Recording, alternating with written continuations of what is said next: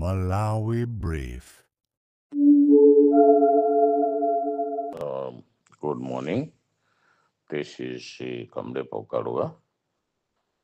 To begin with, tupeleka mafuna bwino kwanosa Malawi. Andiso makamaka mene mnavotera Professor Sapita Mtarika that you made a right decision to vote for him to lead us up to 2030. Mulungu okondwa nanu nosa Malawi. Chachiviri nditokoza presidenti posankha elini cabinet and professional one. Apapa tukuthokozeni, congratulations for being professional yourself and above political board. Ineso I should thank you for appointing my colleagues from the north.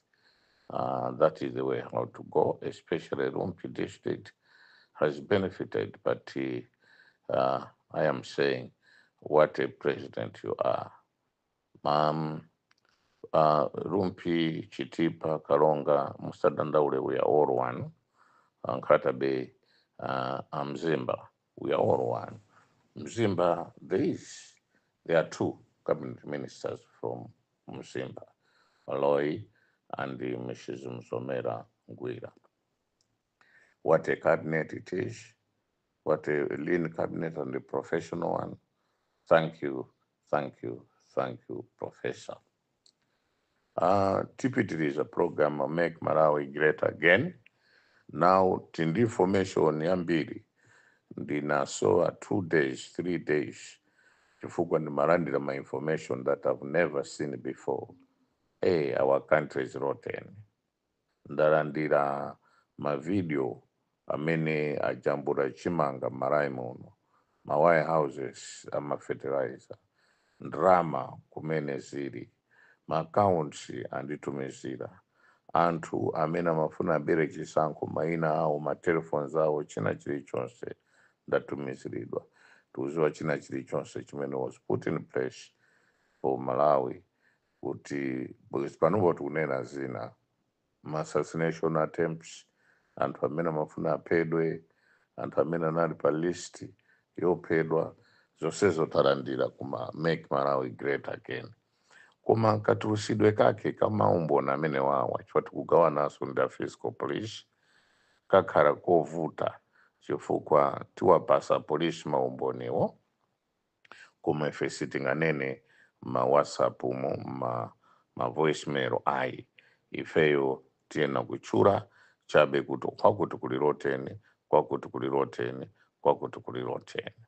Koma wasati ifeyo tizichura kuti wakutucha hayi. Chinaso chimene ndachiona chakuti panopo ndakondwa kuti kuli a Minister of Home Affairs and Deputy awo kuti andibwezere telefoni yanga andiuzeso chifukwa chani ndinamangidwa pa nkhani ya malemu Dr. Saulos Klaus Chilima. Ineyo namangidwa, nazuzidwa, kunyumba kuna nabwera wazaphwanya zinthu, kutenga ndrama, kutenga mafoni yanga paka pano sana bwezere charger imene anatazichaja telefoni yo napasira zonsezo sakundibwezera. Ndeno a minister Mkhito, you were a former Inspector General Police and achisare, you know security issues. Ndithandizeni kuti nditenge telefoni yanga chonde andibwezere telefoni yanga andi chifukwa chani namangidwa and panali chifukwa chani mafuna undiphera kunaneso ndife. Chonde nthandizeni kuti telefoni ibwerere. Chonde munithandize. Chomene mucho muli mapepa zanga PhD amene nawika paka nalemba thesis mpaka chapter 5. Chapter 5 to 6. Imene in mind by now chapter 7, I think, about international trade and finance, cross-border trade, and the financing of cross-border, in the SADC region, as well as a quota system, sugar quota system that Malawi was given by EU in those years and those days. And I also remember a little bit of surviving anarchy. I was actually quoting Dr. Campbell. I've got his book, so I also cited that as an example that I was trying to write on chapter 7 of my thesis. So zose ezo zili mu telephone much, and I don't know how I can retrieve the message, the the script and what I wrote in there, because I was doing it on my research. Ndikapanga ichi ndichi ndimapita kukalemba, panga ichi ndichi kupita and save it, kukachita kukalemba and save it. So it became my office, it became my research too, and for me to lose it is something terrible. And I want an explanation from the former Inspector General Police and from the former Deputy Inspector General Police, Mwanga and Yoramu, kuti ndi Ken Zikale, kuti I was a Minister of Homeland and Security. And ndiri ku area, ndiri ku Columbus Police usiku Ken Zikale anabwera ku police ya Columbus. Ndamva manena ndi ma officers, officers. And I heard one officer to say, we cannot take him out now. There's no way that we can take him, because the relatives were here and we assured them that he are safe. So that conversation, I overheard it. And in the following day, Benny Piri was coming from Georgia in Eastern Europe. And before he landed, he was in bandages. He was, in bandages, because I'm told, and he told me kuti anagwa pasi kumene kuti anavulala, but he had to come and see me with the Toko Tembo.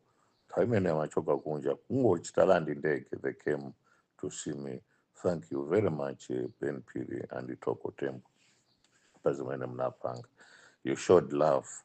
You showed love indeed. Ndeno pali zambiri zautapolisa mafuna kuti nandiphere koma mphamvu ya Mulungu ndi moyo.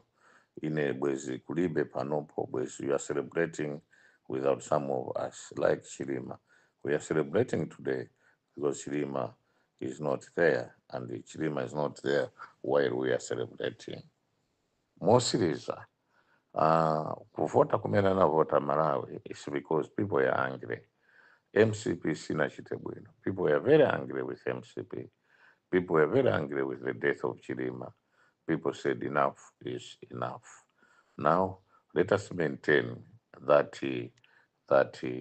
that thinking that at least we should be able to deliver kwa Malawi. Komanso ti anthu amene wanthu ife Malawi make Malawi great again, tufuna anthu amene wawa amangidwe pakali commission of inquiry, chifukwa ndi video imene tikuona kuti one of the people that are arrested today anamugwira Chilima mkhosi, akukangana ndi Chilima kuti afuna amupe. Iyo video imeneyo tinayo, video imeneyo tufuna kuti polisi, you must establish a proper commission of inquiry so that we find out why Chilima was killed, and those people that were killing him were behind this plot. Kuti apedwe Chilima wosewo amangidwe forthwith. Ndeno ndimawawa lero ndi yauje nyanga ndio kungochira congratulate Professor Peter Mutharika for coming up with a lean and professional cabinet. Good morning.